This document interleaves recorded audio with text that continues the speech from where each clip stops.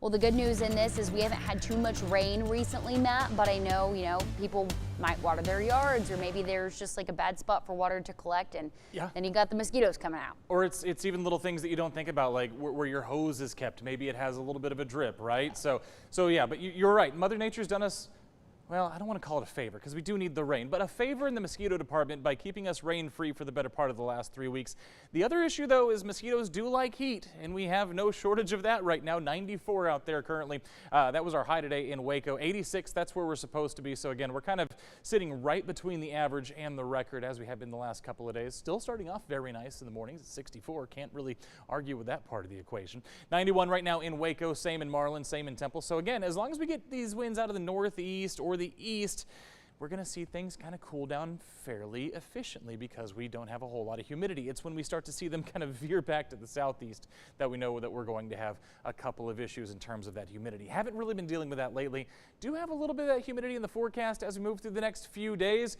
And hopefully by the time we get to the beginning of next week, we can get a couple of rain showers out of the deal. We got a couple today, and really the emphasis is on the word couple there because really we didn't see a whole lot, and primarily it was confined to the Brazos Valley. You can see still just a few spotty showers there from Burleson County up through parts of Milam County. And again, these are just very quick light downpours. There's no lightning that I'm really seeing with this, no thunder that we're really seeing with this. Again, just very isolated showers across parts of the Brazos Valley. And in fact, some of it may not even be reaching the ground because, again, we are still sitting at about 30 to 40% humidity across central Texas. So that's what we're dealing with. It's not much. And if you're heading out to those football games, you have nothing to worry about because over the next hour or so, we're going to see everything come to an end. I've got a quiet night in store for you. And as we head into the weekend, you can see maybe a couple of clouds for your Saturday. Same story for Sunday. There is nothing in the forecast in terms of rainfall as we head through the weekend. We're going to have to wait until next week to really start talking about more rain chances. And even those aren't looking terribly impressive. But it should be a pretty nice weekend. Yeah, it's going to be on the warm side, but hey,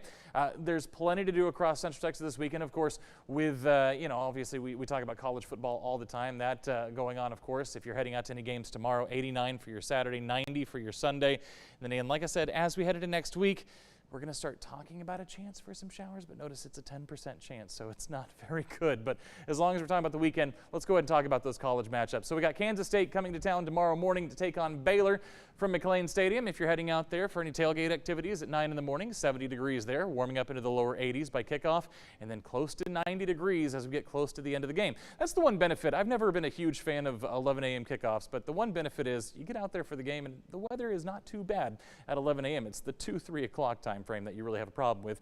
And then for Texas A&M, we got Mississippi State coming to town. A lot of maroon on that field for that game. And we're going to see temperatures right around 90 degrees for tailgate, right around kickoff, things falling into those middle 80s, and then the lower 80s, 70s as we head on towards 10 o'clock there, and the game starts to come to an end. In terms of your 7-day forecast, again, for Saturday, Sunday, a lot of sunny skies. The rain chances that we're talking about, those really aren't going to kick in until Monday and Tuesday. And really the best chances that we're going to be looking at are going to be for Tuesday, not necessarily that Monday, Wednesday time frame.